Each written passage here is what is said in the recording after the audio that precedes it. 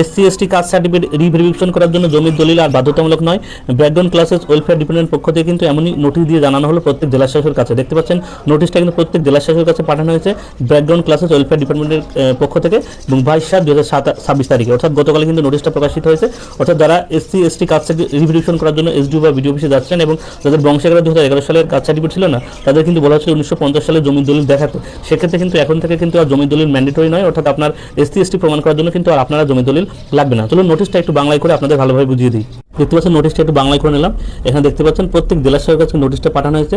এখানে অনগ্রসর শ্রেণী কল্যাণ বিভাগ থেকে কি বলা হচ্ছে বিষয়, জাতিগত সংশয়পত্র প্রদান এবং পুনরায় যাচাইয়ের ক্ষেত্রে 1950 সালের আগের জমির দলিল জমা দেওয়ার প্রসঙ্গে নোটিশটা কি বলা হয়েছে, বলা হচ্ছে মহাশয় এবং মহাশয়া, বিভিন্ন মাধ্যমে এই বিভাগে নজর এসেছে জাতিগত সংশয়পত্র দেওয়ার আবেদনের প্রক্রিয়া চলাকালীন কিংবা ইস্যু করা সংশয়পত্র পুনরায় যাচাইয়ের সময় সংশয়পত্র প্রদানকারী কর্তৃপক্ষকে বেশ কিছু ক্ষেত্রে আবেদনকারীর উপর জমির দলিল বিশেষ করে 1950 সালের আগের দলিল পেশ করার জন্য চাপ সৃষ্টি করছে।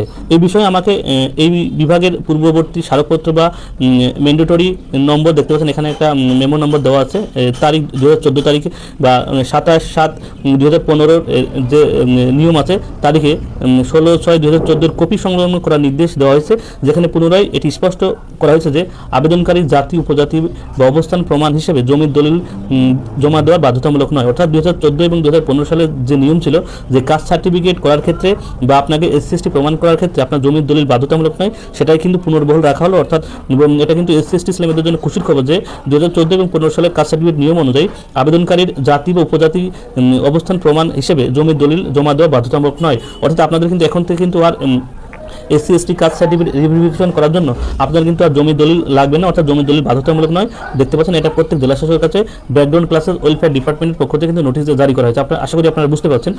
উপরোক্ত বিষয়ের পরিপ্রেক্ষিতে আপনাকে এখতিয়ার এলাকায় সমস্ত সংশয়পত্র প্রদানকারীর কর্তৃপক্ষ যাতে উপরোক্ত নির্দেশগুলি কঠোরভাবে মেনে চলে তার জন্য প্রয়োজনীয় নির্দেশাবলী জারি করার অনুরোধ করা হচ্ছে।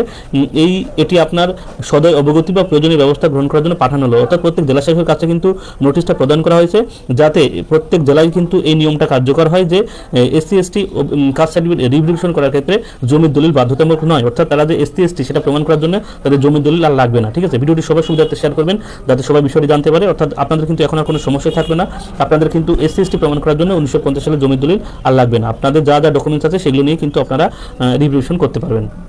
এরকম গুরুত্বপূর্ণ আপডেট পেতে অবশ্যই চ্যানেলকে সাবস্ক্রাইব করে রাখবেন, সবার সুবিধার্থে ভিডিওটি শেয়ার করবেন।